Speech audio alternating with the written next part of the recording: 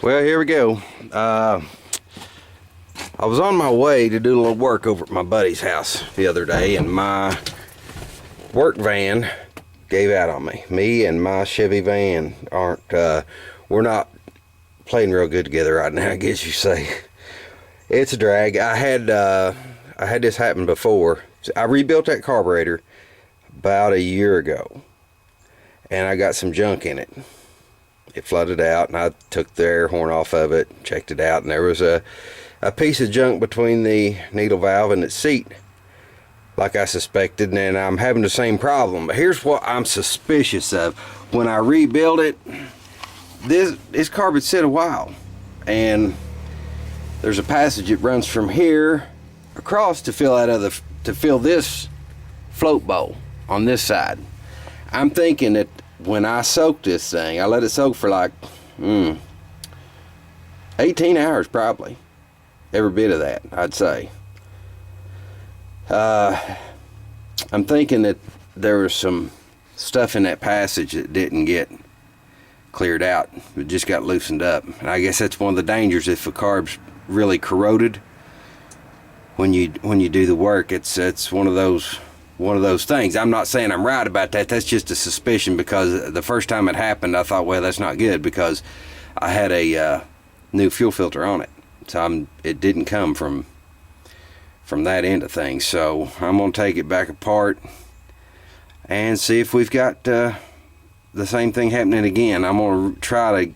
I don't know how I can get through this to clean it out. I'm not sure if the bore goes straight through or if it has a curve in it or what, but I'm gonna try to get that cleared out. That's where I'm thinking my problem is. So see the sediment in the bottom of these bowls. That was, I can't remember when. It hasn't been but just maybe 2 months ago, maybe, that I had this air horn off and that was completely cleaned out. So I'm thinking that I do have some residue lodged in that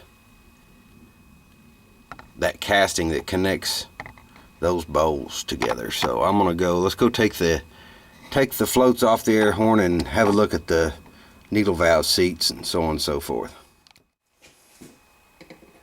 I'll go ahead and pull this pin out of this side. Set it aside and we'll have a look. We'll have a look-see and see if we can find any dirt trapped between. That side's really good and clear. Let's check out this side.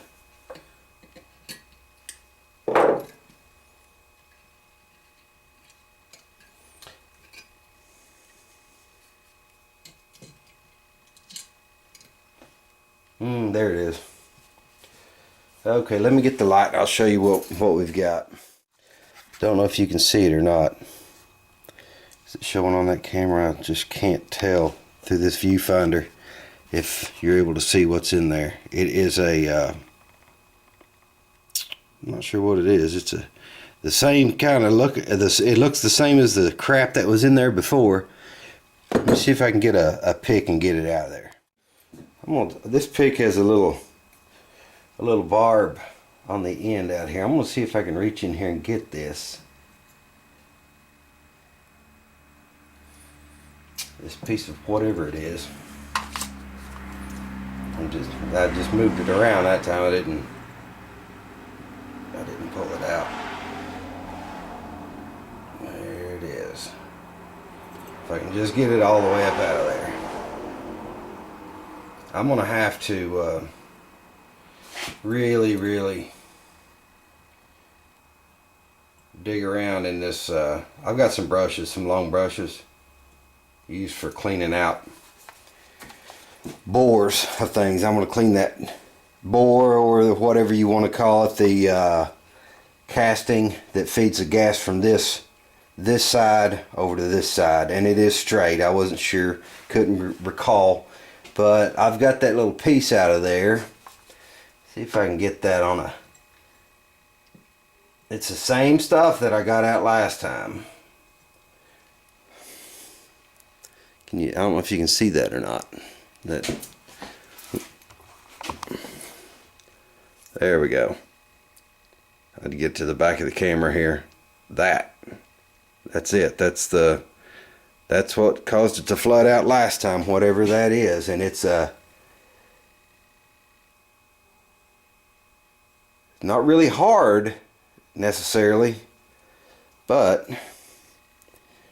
I'm convinced it's coming out. I'm convinced it's coming out of this bore here and then sticking. So yeah, I'm gonna go ahead and get this fitting off here for the gas line, and we're gonna see if we can clean that bore out really good. Alright guys, because I don't have any good way of holding this and taking a wrench to get that off, I'll just put it in the vise and clamp on that fitting as if it was the wrench.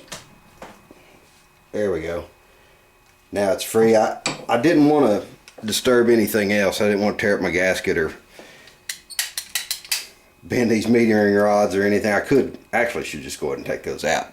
Either way, we got this loose, and I've got all of these brushes. Surely I can find the appropriate brush to clean that bore out with, and we'll see what we can get out of it. Found the right brush for it. You know, actually the bore looked clean. Well, there was a couple of rough spots in it, but it didn't look all that bad. But it doesn't take much. It doesn't take much at all to get a needle valve stuck, keep it from closing.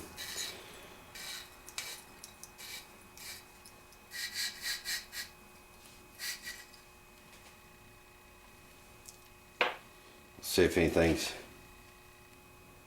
yeah, there was plenty in there. It may have looked clean, but it wasn't. Not clean enough, obviously. I don't know if you can see that. Probably not. The debris. And you know, I'm calling this my fault. If when I rebuilt this carburetor, if I'd have paid more attention and cleaned that bore, I wouldn't have this problem. It just is what it is. It just is what it is. You can't lay blame somewhere else when you didn't do your job right. So, lesson learned. Which I was, I'm fully aware that carburetors have to be extremely clean when you rebuild them. That's a given, you know. It wasn't like I wasn't aware. I guess I was just being a little lazy that day. I'm gonna spray some. I don't know what I should use really, just to get a count of the debris. I don't want something to blow it all away. I want to see exactly what we're up against here.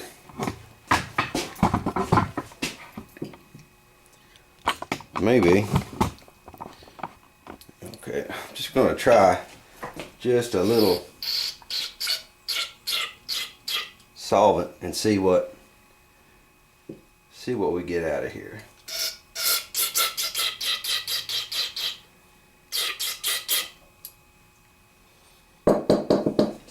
That'll evaporate in a minute, and we'll be able to see what came out of that bore. You can already see it here, but you'll see it a whole lot better once that brake clean evaporates off of there. Alright guys, I've been taking this swab and cleaning every last piece of the surface in between. That's all that came out of there. I'm kind of embarrassed to post this video. I'm going to do it anyway. But I'm really kind of embarrassed to do this because that was an oversight on my part, and I got to own it. Gotta own it. I went ahead and took the needle valve seats out because there's this little part of this casting here. When they machined that the threads into this casting for the needle valve seat, it left this bulge, and inside here it makes a little cavity. I took those out so I could get this in there, and I'm also, that's just bad. That's just, yeah, those, you know, if you don't pay attention to what you're doing, it'll cost you. A little swab, kind of like what you'd use for cleaning a gun, and running it through that. That's bad. That's bad news right there. Bad news. That's alright though, we'll get it. Live and learn. Live and learn. It's getting clean now. Let's put our needle valve seats back in here. I'm gonna Just to be on the safe side, I'm gonna blow everything off as I go, just to make sure we haven't picked anything up. That's got a washer there to seal between the seat and the needle valve.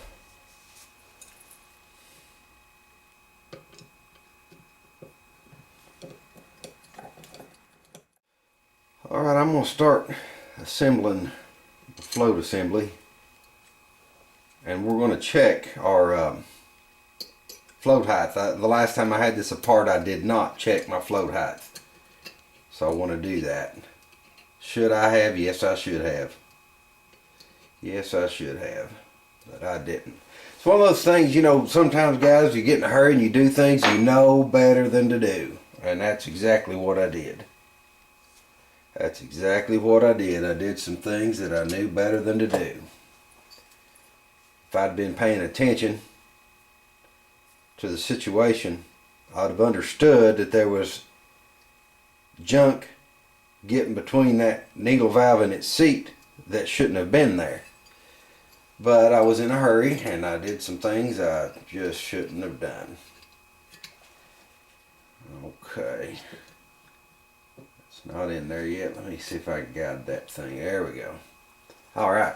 Now, according to Edelbrock, you're supposed to have 7/16 of an inch between this gasket and the bottom of this float.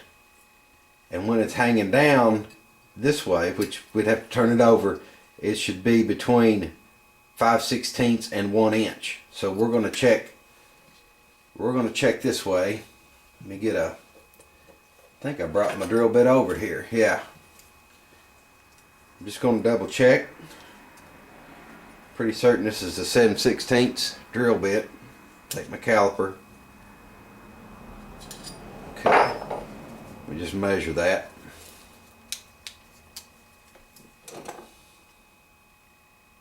Seven sixteenths. All right. I'm gonna wipe this. It's got a little bit of debris on it. I don't want that anywhere near this carburetor I just spent time cleaning. All right. You know, I've been wanting to check this float level because it seemed like that it was running a bit rich.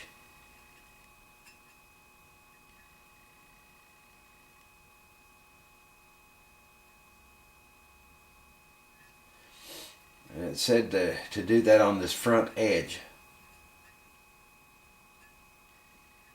Tell you what, I'm going to lean this side out just a little bit. We want to bend, we want to hold this tang here. I don't know if you can see that. We want to hold that. And we want this float to go up just a skosh. Not much. Just going to lean it out just a wee bit.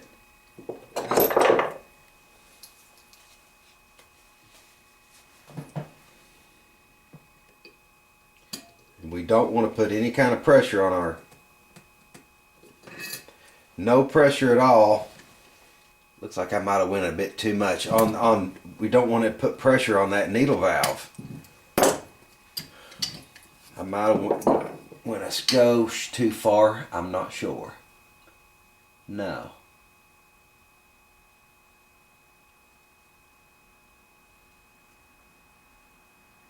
I'm gonna leave it right there. Okay. Then we'll check this side.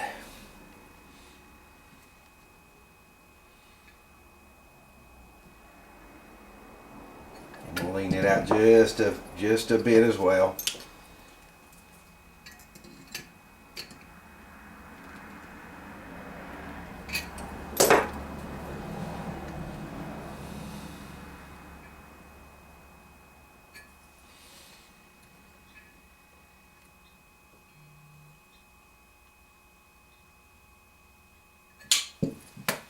Okay, now we want to check the drop.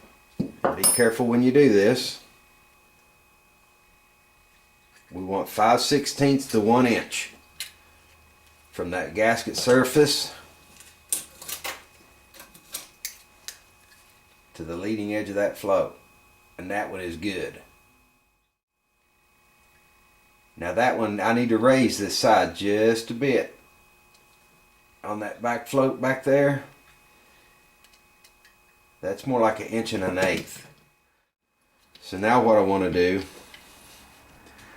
is bend this tang to where I have 1 inch instead of 1 1/8. I'm going to pull that in a little bit. I need 2 pair of pliers to do this with. Let me make sure I've got. Okay. What I want to do is bend this tab here down a bit to where it stops quicker. It won't drop as far. Now then, I don't want to take this and just start bending, because I'm going to knock my float level the other way off if I do that. What I want to do is get this tang here, grab it, hold this side here steady, and bend that down just a wee bit.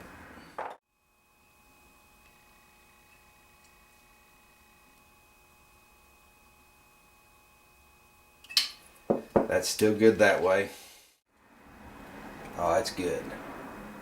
That's good. I got 15/16 right there.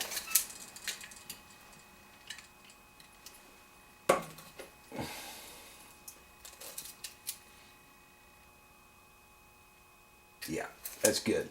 Before I can put that carburetor on, I'm going to take this, it's one of those little baby medicine droppers. I'm going to try to suck that sediment, suck all this sediment out of here with it. We have a clean, fresh start. Well, gang, I got her all back together. I started it up. It took a few cranks to fill the float bowls up. But it started up. It's it ain't warm yet, but it's let me see if we can fire it up here. Running a whole lot better. Whole lot better. When I lowered, I think I mentioned in the video that I thought that the floats were set a little bit too high, which is creating a rich condition that I couldn't cure with my adjustment screws. Well, I think I was right, because before I couldn't get it to idle down that far. It ran a little rough. It was running too rich, but now that seems to have helped it a great deal, and hopefully we will not have any more trouble with any junk in the carburetor. Let's fire it up one more time, see if it ain't a hoax.